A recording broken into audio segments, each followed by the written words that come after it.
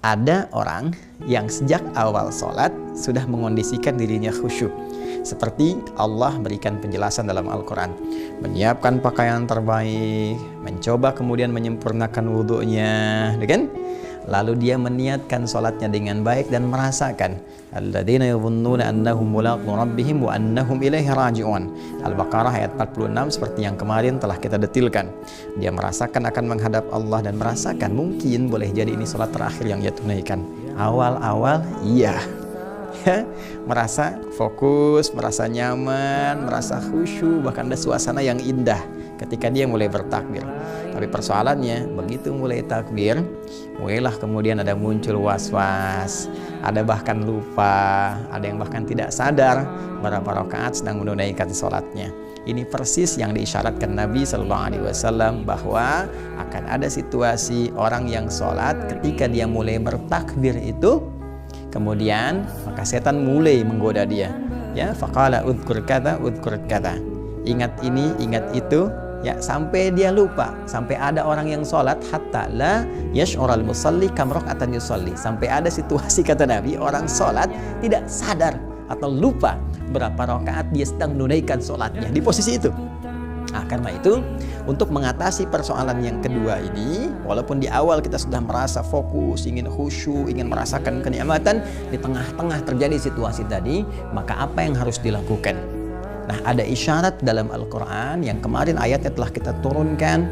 Isyarat ini begitu tajam, walaupun keterangannya disampaikan dengan diksi yang sangat singkat sebagai pembuka satu ayat dalam Al-Quran, yaitu di Quran surah ke-29 Al-Ankabut di pembuka ayat ke-45 awal ayatnya. Dan ayat ini satu rangkaian, ya, yang mendetilkan kepada kita tata cara sholat yang benar sehingga menghasilkan output yang sempurna. Ya, baik. Sekarang perhatikan firman Allah Subhanahu Wa Taala. Ini tengahnya suka dihafal, awalnya lupa. Dan kalau sudah lupa suka nggak ingat kan? Baik, lihat kalimatnya. Utlu ma uhya ilaika minal kitab wa aqimis shalah. Ini tengahnya nih. Innas salata tanha 'anil fahsya'i wal munkar. Ya kan? Nah, hafal nih yang bagian tengahnya, innas salata tanha 'anil fahsya'i wal munkar. Tapi awal kuncinya salat yang menghasilkan kualitas baik, mencegah perbuatan keji dan mungkar itu yang kadang-kadang berhenti untuk dipelajari. Padahal ayat Al-Qur'an ya, yang menyampaikan kepada kita innas salat seperti ini. Baik ya?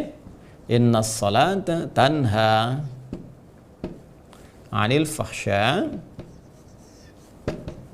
wal munkar. Nah,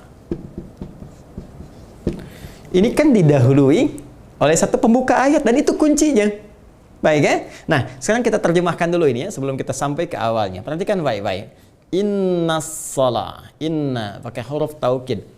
Ya, inna harfu nasbin wa taukidin tansibul isma wa tarfa'ul khabara mabniyun 'ala as-sukun 'ala al-fathi. Mabniyun 'ala al-fathi la mahalla lahu min al-i'rab. Baik, inna harfu nasbin wa tauqid. Inna itu termasuk huruf nasab. Kalau dalam fungsi i'rab, nasab itu memberikan harakat fathah kepada kalimat setelahnya. Jadi kalau setelah inna, ya ada isim, ada kata benda, ini harakatnya pasti fathah. Inna salat, ya, sepanjang dia mufrad. Baiknya, tunggal. Tapi dalam ilmu loghah, nasab juga berarti menancapkan sesuatu dengan kuat tanpa goyah. Ini sering saya uraikan. Ya, seperti orang Arab mengatakan nasaba rajulu asahu fil ardi. Ya, seorang lelaki menancapkan tongkatnya di bumi, di tanah dengan kuat sampai nggak goyah. Itu nasab. Ya, jadi kalau ada huruf nasab bukan sekedar menyampaikan harokat setelahnya. Kalimat setelah yang terletak setelah inna harakatnya fathah. Bukan hanya itu, tapi ingin menegaskan informasi yang disampaikan, tancapkan kepada jiwa, jangan goyah.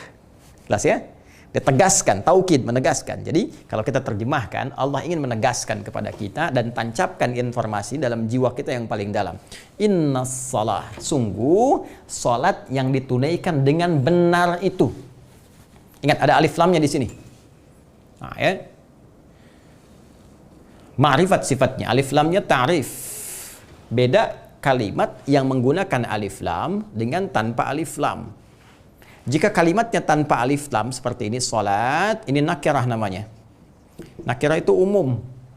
Ya, punya makna bebas, luas. Jadi kalau kalimat sholatnya nggak pakai alif lam, inna sholah, maka pemaknaannya sholatnya bebas, nakirah umum. Mau cepat, mau lambat, mau sesuai aturan, mau tidak, yang penting sholat. Itu nggak pakai alif lam. Tapi kalau kalimat sholatnya menggunakan alif lam, ingat baik-baik, maka berubah nanti pemaknaannya dari nakirah kepada ma'rifah. Alif lamnya berfungsi at-ta'rif di sini. Ya, sesuatu yang khusus. Sesuatu yang tidak bebas, yang punya aturan sendiri, ada ketentuannya. Jadi cara menerjemahkan kalimat itu berbeda. Ya, sungguh salat yang ditunaikan ada alif lam, ditunaikan sesuai aturannya itu, sesuai ketentuannya itu.